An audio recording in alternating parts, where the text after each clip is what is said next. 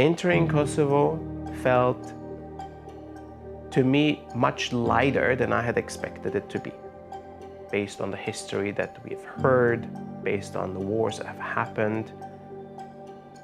We were greeted with a lot of smiles and happy faces and open hearts.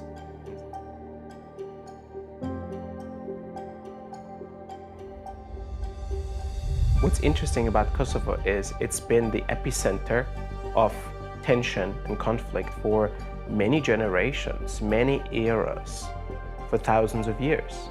It's been a focal point for many of the nations and the cultures around. And therefore, it's been considered a spiritual center, it's been considered a political center, it's been considered a strategic center that everyone wanted to have a piece of. And in that way, Kosovo seems to be holding a very critical point and a place in this entire region for all the nations around. Through our research and work with the guides, we have identified 33 sites that we will be visiting throughout our expedition through the Balkans. These are sites of spiritual, energetic, and historic significance. Many of these sites hold deep traumas from previous conflicts that have occurred in the region.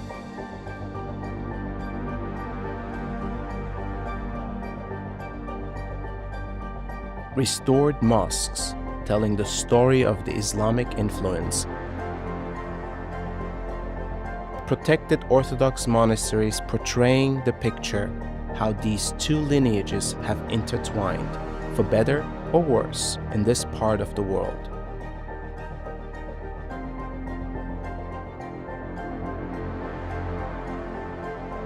What if our understanding and perspective of our humanity is limited in scope and scale?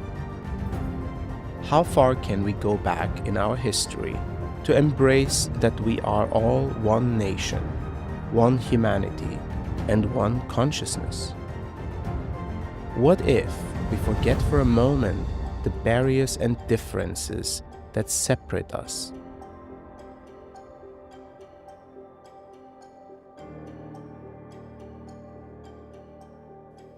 On our journey, we are joined by Sandra and Danny. Sandra and Danny have been part of our global community for several years. They are our local guides, understanding local customs, sensitivities, and language to be our bridge to navigate these countries with grace. Over the next days, our small crew would drive together through the region, visiting specific monasteries, churches, mosques, where we did our work of clearing, realigning and attuning the energy of these sites so they can support the energetic grid of the area and the energetic grid of the world. I personally have not been before to Serbia and Bosnia and Kosovo and even Croatia. What I can say is, when I entered Serbia, there was a little bit of tension in the air. There was a bit of an edge that I felt. And that could be an aspect of accumulated, unprocessed past.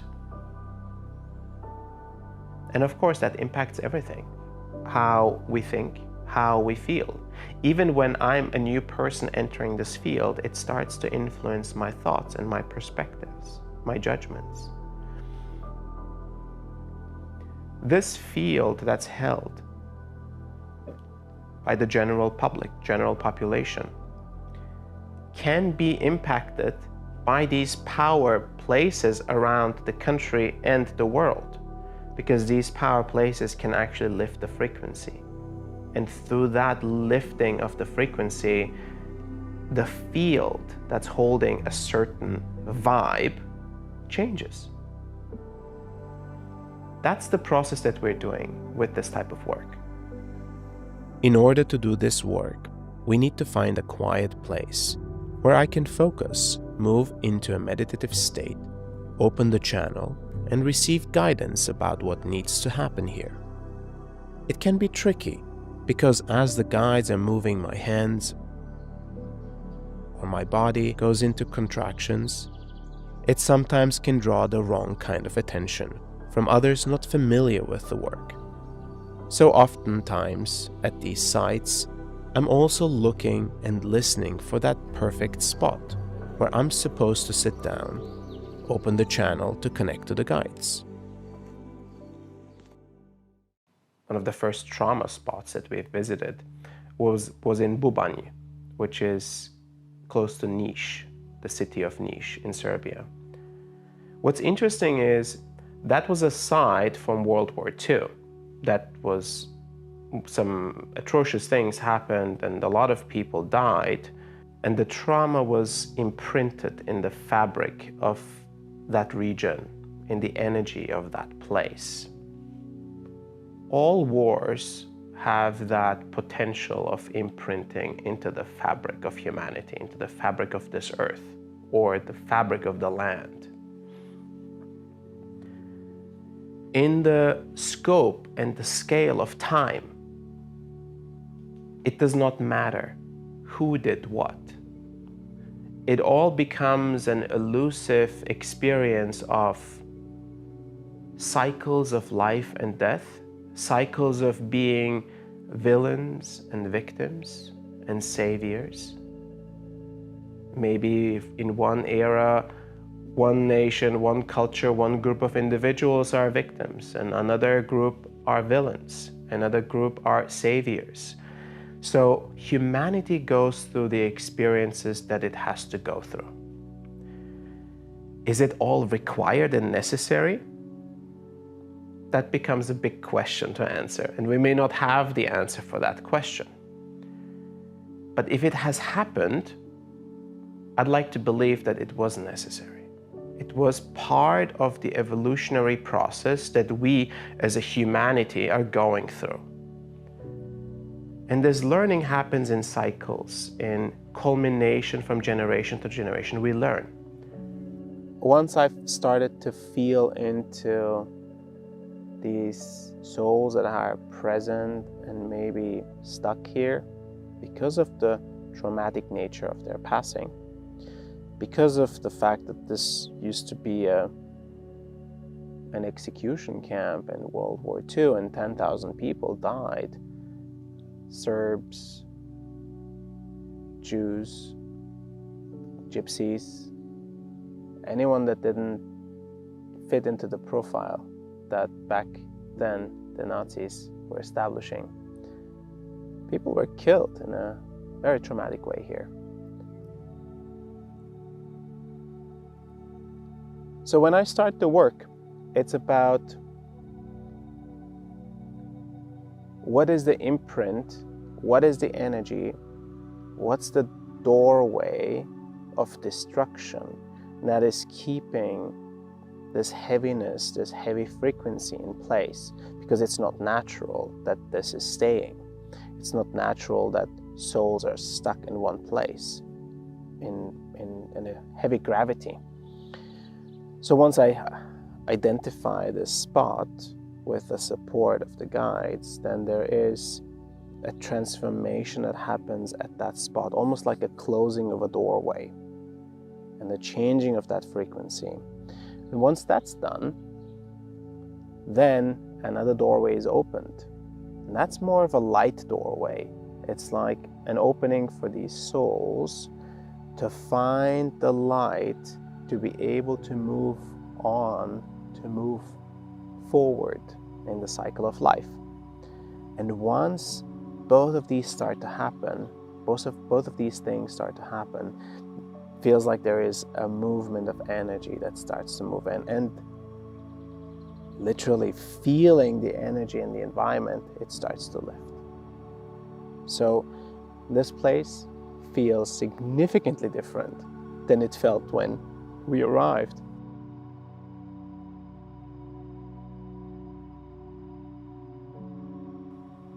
An opening was created for these souls to emerge and to ascend. to move forward in their journey of transmutation, continuing the cycle of life. And the energy, once stagnant in this area, at this particular place, will no longer be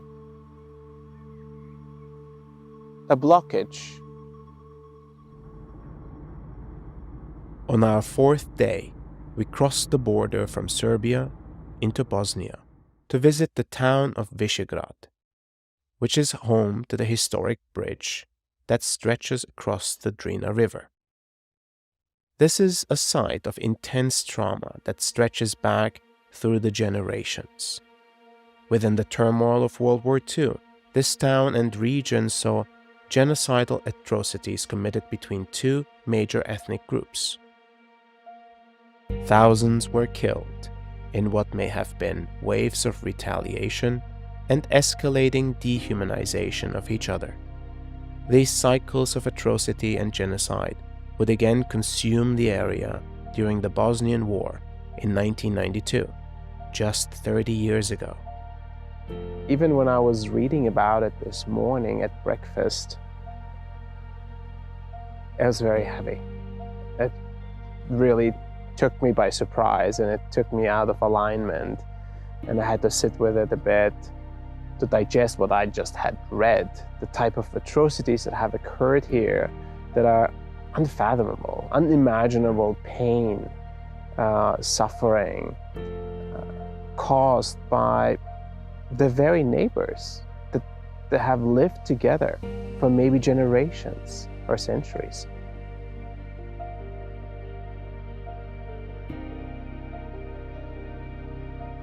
What was interesting is the work that was required before actually coming here to Visegrad in Bosnia was making an important stop in Tara Mountain National Park in Serbia just before the border. At the mountain, I was able to tap into the energy that was present, that was fueling that trauma at that time. And interestingly enough, it was still active. There was a doorway, a gateway into a very dark dimension that was still present.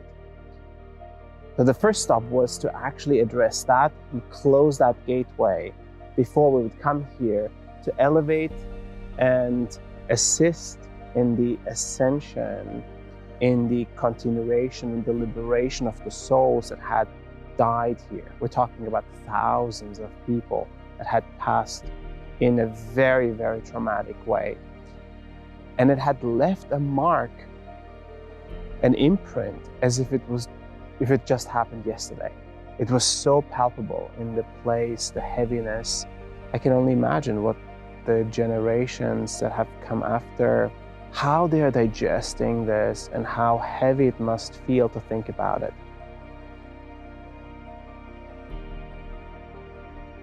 The humans that participate in a moment like this, in a situation like this, are neither good nor bad. As souls, they all have agreed to complete this experience. For a moment, they take the role of being a perpetrator, a victim, or a savior, for the greater learning of the collective. And the message that we got in the channeling was that this type of liberation of souls actually moving on will assist in the grieving process as well. And that to me is one of the many beautiful reasons we're doing this work. Witness the transformation of this place. Witness the souls emerging, ascending, moving forward and onwards. Witness the individuals alive at this time and age in this region to receive the benefits of this liberation. You have to imagine this region is very old, it's ancient. Belgrade as a city is over 7,000 years old. There's incredible history through many eras, because it's also such a strategic position for many different nations and empires to hold that place.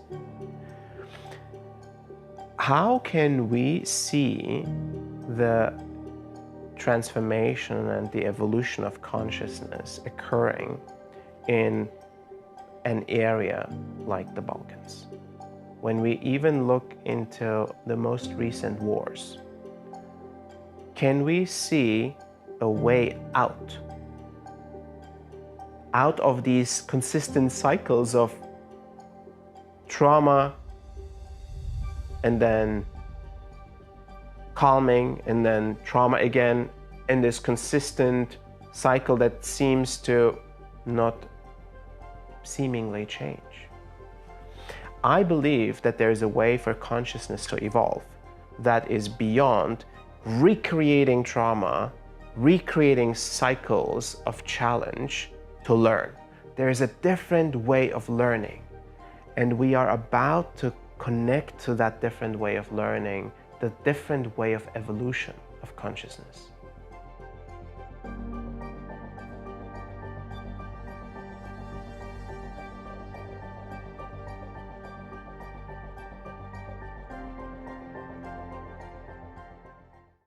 Thanks so much for tuning into this episode. We hope it sparked your curiosity. Don't forget to log into your Mighty Network space, where you'll find complimentary meditations and a treasure trove of supplementary content waiting for you. Now, if you felt connection with our journey and want to explore deeper, we have a special invitation for you. Our expedition is not just a series of episodes. It's a labor of love, research, and exploration. You have the opportunity to directly contribute to this journey and become an integral part of it by upgrading to access our next 3 episodes, weekly live group meditations, and weekly live calls with Asil. This is not just about upgrading your package. It's about supporting this exploration that we are all a part of. And to make this transition easier for you, we have a special offer. For a short period, with just $33, you can step deeper into our shared expedition. This offer is available to you until midnight Pacific time on June 15th.